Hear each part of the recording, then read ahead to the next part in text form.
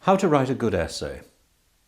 It's a bewitching question, and it's one I'm going to answer in approximately 2 minutes, and then we'll go on to something else which is dependent on that, which is how to use a good quotation. An essay is about a presentation of not only your ideas, but also the ideas that you've acquired which prove that you understand the subject. When we're thinking about the essay, we're particularly thinking about these brief essays which we write in examinations, which are going to last, 3/4 of an hour. But the same principles will also work by extension, simply by expanding what here we're going to refer to as paragraphs. So an essay is made up of a series of units, let's say 5 units. We're going to write them down, 1, 2, 3, 4, 5, and we might call these paragraphs. Unit 1 would be the introduction, and Unit 5 would be the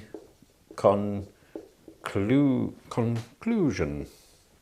Units 2 and 3, paragraphs 2 and 3, are those paragraphs where you are going to demonstrate to the reader that you know what you're talking about. These paragraphs need to establish that everything is balanced. So, for example, in an argumentative essay, maybe paragraph 2 would be the reasons for the proposition, and paragraph 3 would be the reasons against the proposition.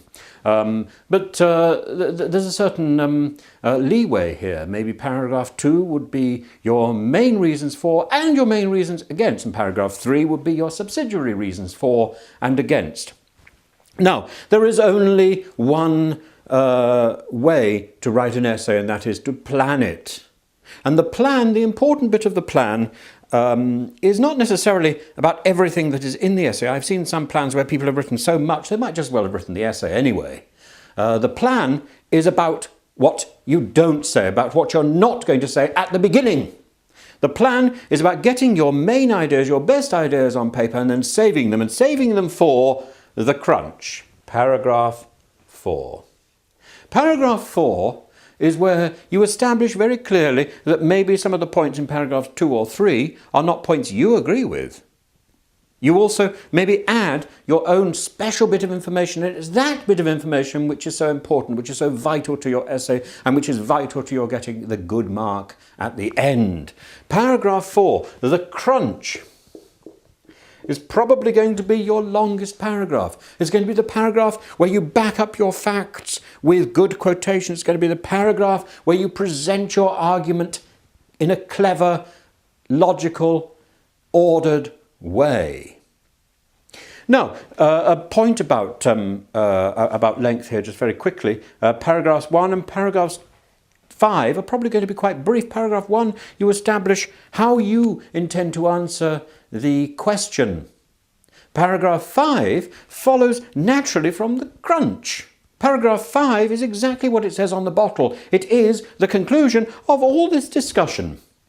If you want to start in paragraph 5 making a new discussion, if you want to start a new idea, you might as well write a new essay. It's a waste of your time to add anything new to paragraph 5. Paragraph 5 concludes what you've been writing. It follows naturally.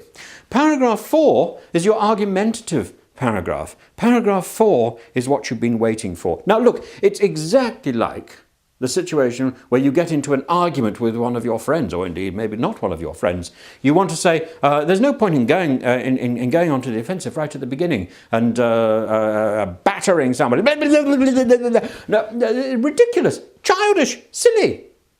You listen very politely to what somebody else has got to say. Oh yes, I understand. And you reason with them how clever your points are, how wise is your position.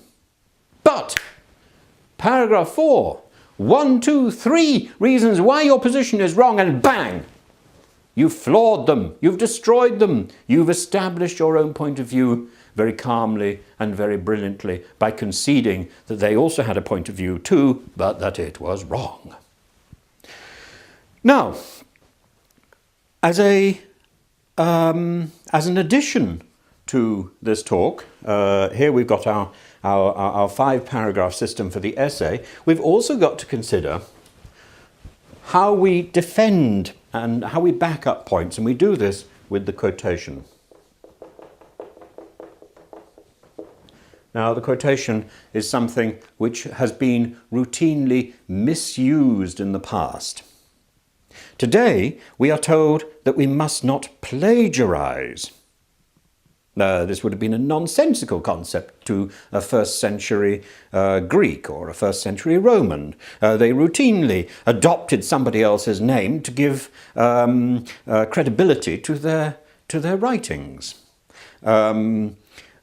This is something that we're not allowed to do. We're also supposed to attribute our quotations. We're supposed to tell people where we got them from. Now, that's the legal business out of the way. What you've got to do is to use a quotation in a clever way. Now, imagine you've got 6 brilliant quotations. You've got 35 or 40 minutes in which to write your essay. You're probably not going to have time to use all 6 of those quotations. You have to choose very carefully, because a quotation, by definition, requires 3 sentences.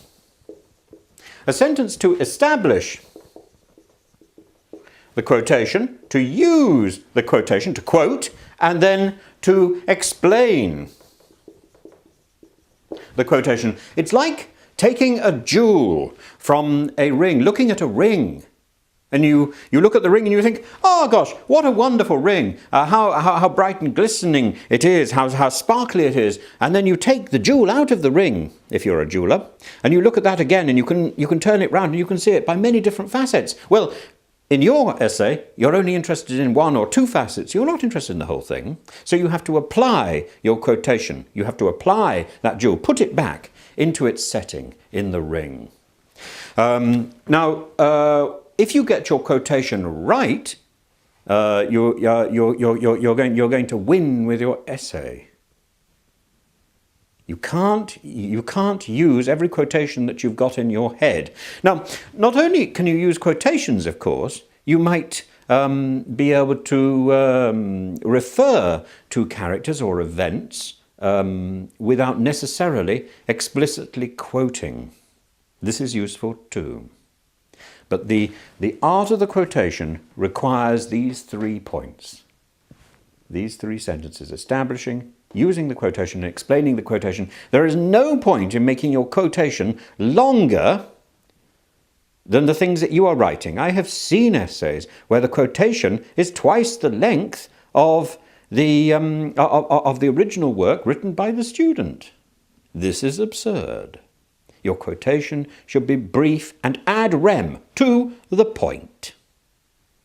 If you follow these steps, you will write a brilliant essay. There is no question.